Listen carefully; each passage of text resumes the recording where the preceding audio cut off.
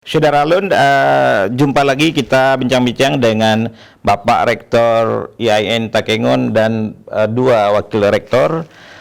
Pak Rektor, acara ini disiarkan langsung oleh All Fun Fact Serambi Group yang di Facebooknya diikuti sekitar 600.000 lebih view-nya.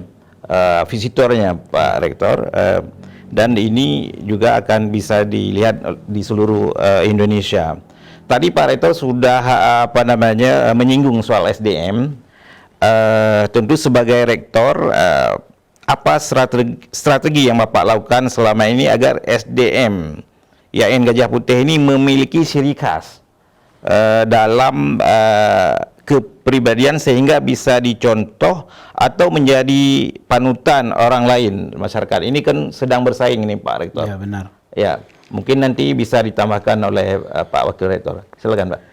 Baik, tentu yang pertama pribadi saya menyadari betul bahwa dunia pendidikan tinggi itu adalah satu sistem. Iya.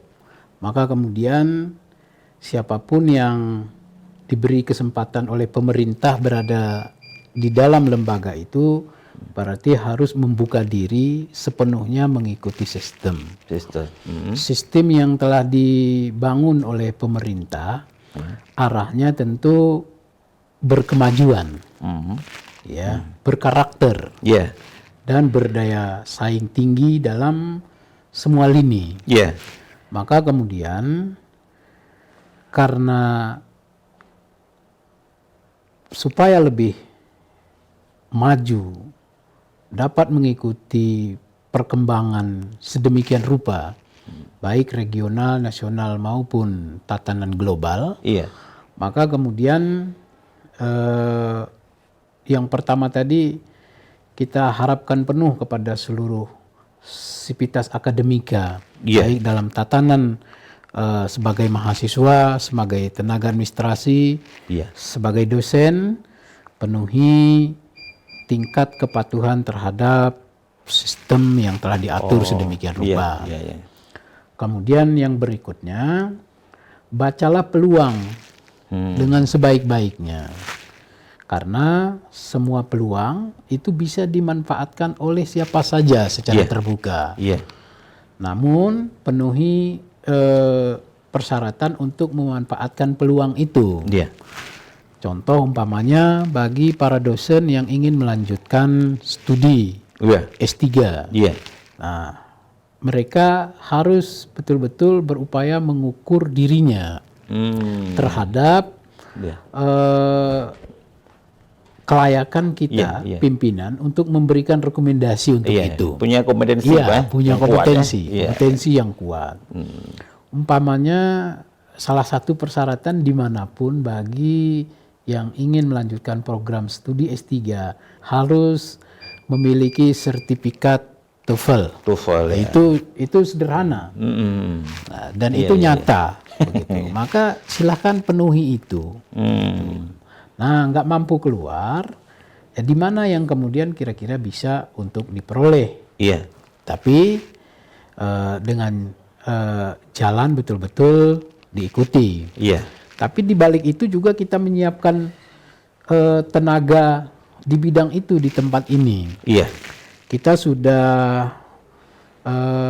merekrut salah seorang dosen dari Amerika yang mengajar di IAIN ini sudah 2 tahun.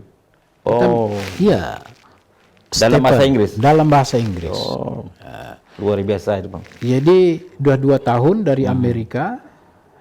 Awalnya kita berupaya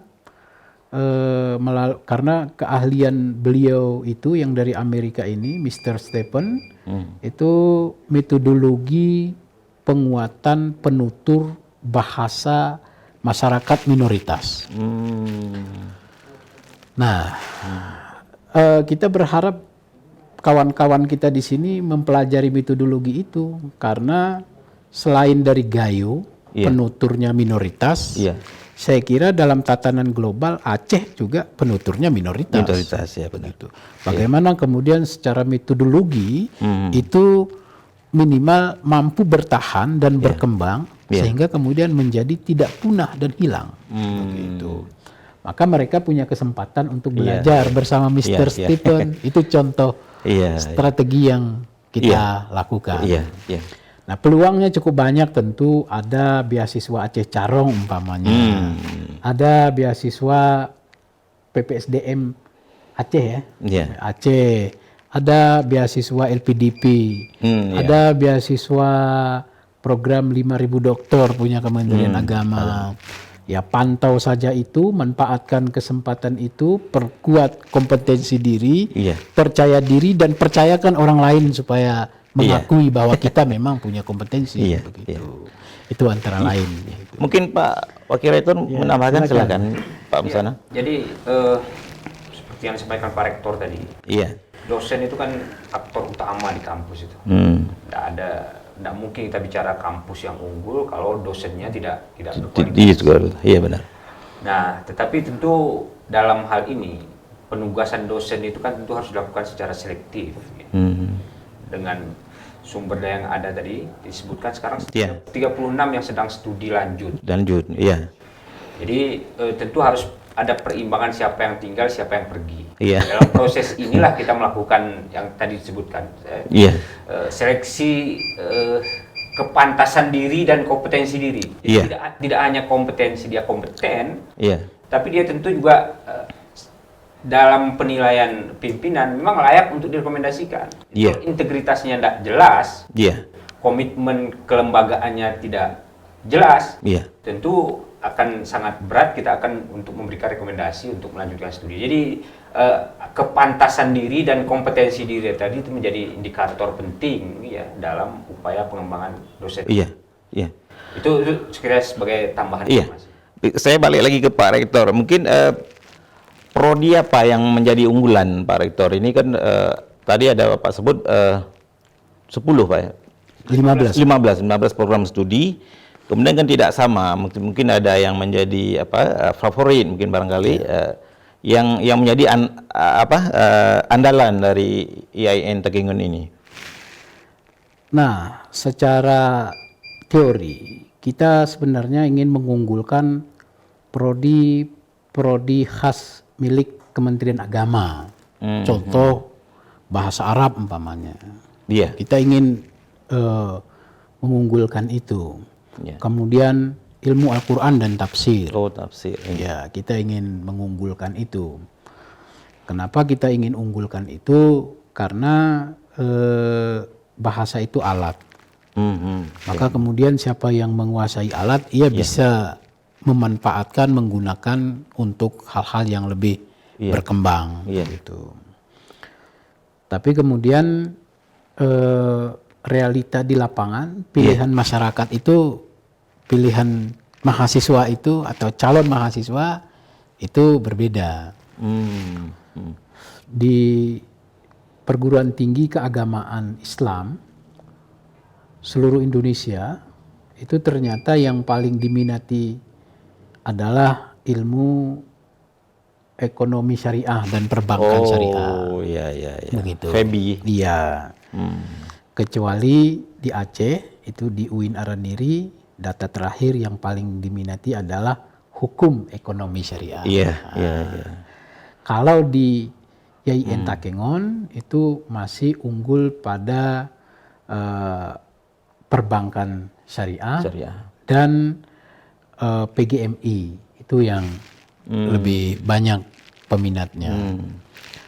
Tapi sekali lagi berbicara tentang mana yang diunggulkan, tentu semuanya kita berharap menjadi unggul. Benar.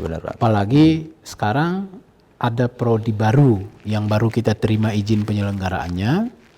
Tahun ini misalnya? Iya, tahun ini. Yaitu program studi pariwisata syariah. Itu satu-satunya program studi yang ada di PT KIN di Aceh ini baru di Takengon nih, di IAIN Takengon. Kemudian ada manajemen pengembangan masyarakat, kemudian bimbingan konseling. Itu program studi yang terbaru. Nah, seiring dengan Pak, yang bimbingan konseling di Tarbiyah itu di mana? Di Tarbiyah. Oh, Tarbiyah. Itu di Tarbiyah. Nah, seiring dengan program pemerintah yang sedang mendorong dengan kuat itu program pariwisata syariah, ya. Saya kira ini bagian yang perlu kami di kampus ya merumuskannya secara detail supaya para stakeholder dan calon mahasiswa betul-betul memahami bahwa peluang pemanfaatan diri di masa depan itu bukan hanya sekedar jadi guru, tapi ada di sektor-sektor yang lain. Selain sektor industri, sektor dunia jasa keuangan dan juga sektor pariwisata.